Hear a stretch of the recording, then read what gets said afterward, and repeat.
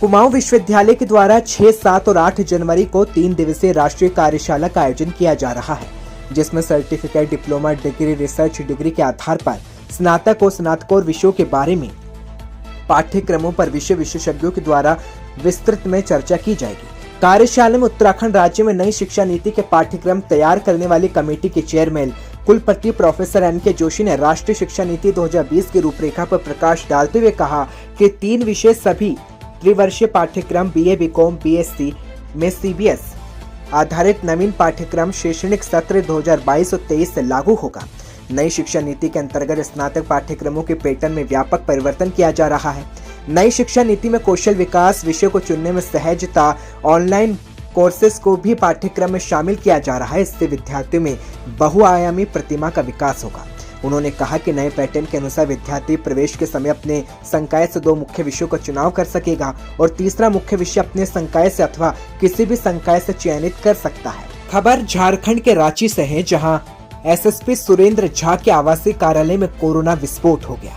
आवासीय परिसर स्थित विभिन्न सेल में ड्यूटी करने वाले 40 के करीब पुलिसकर्मी संक्रमित पाए गए। बताया जा रहा है कि SSP का पूरा परिवार फिलहाल इसी आवास में रह रहा था। इस कोरोना विस्फोट से रांची पुलिस महकमे में सनसनी फैल गई। सेहत विभाग सभी संक्रमित हुए 40 पुलिसकर्मियों के संपर्क में आने वालों की जांच करने की तैयारी में है।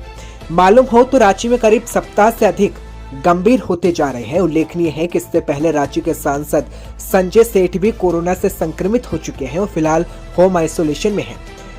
रिम्स के 2 दर्जन के करीब डॉक्टर अब तक संक्रमित हो चुके हैं। लगभग मंगलवार को 24 घंटे में रांची में 1196 नए कोरोना संक्रमित मरीज भी मिले हैं। ऐसे में रांची में लगातार कोरोना के केस लगातार बढ़ रहे हैं और अब बड़ी बात यह है कि अब 40 पुलिसकर्मी अब कोरोना की चपेट में आ गए।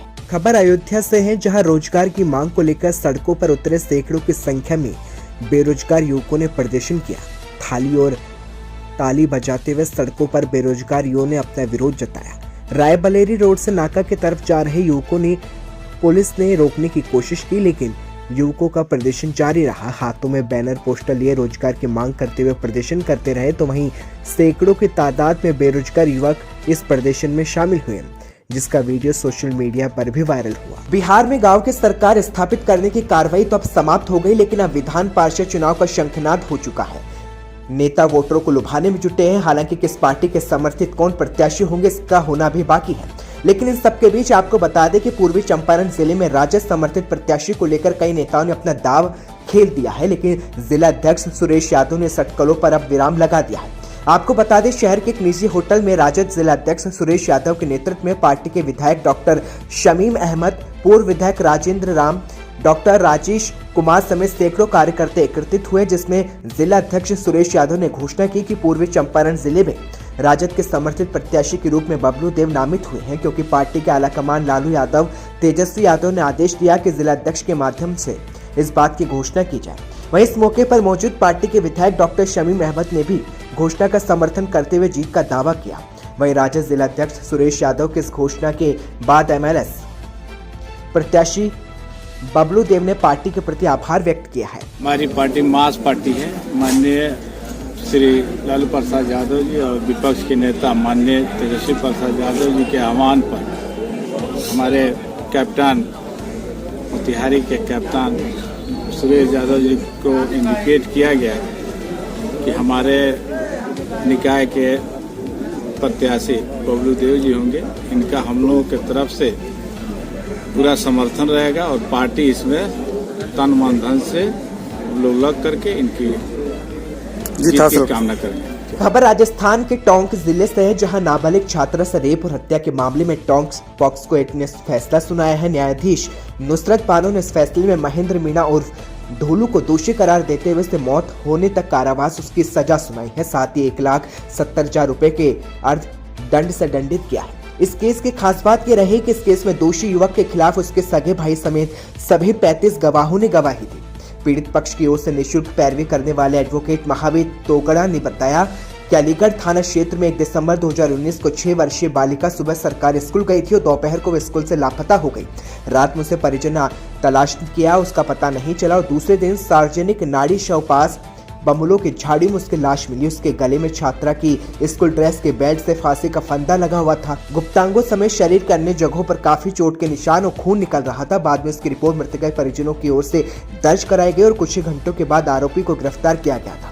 उधर पुलिस ने मोबाइल फोरेंसिक यूनिट और डॉग स्क्वाड के साथ ही डीएनए टेस्ट आदि की मदद से जघन्य अपराध करने वाले महेंद्र मीणा के खिलाफ पॉक्सो एक्ट में आरोप पत्र पेश किया था और इसमें पीड़ित पक्ष की ओर से 35 लोगों ने गवाही दी और इसमें महेंद्र मीणा का भाई भी शामिल था। न्यायाधीश नुसरत बानो ने दोनों की ओर से दलीलें सुनने के बाद आज दोपहर को महेंद्र मीणा को इस मामले में दोषी मानते हुए मृत्यु दंड घोषित किया और जेल में ही आजीवन कारावास की सजा सुनाई। देखो, फैसला की कॉपी अभी हमें मिली नहीं है।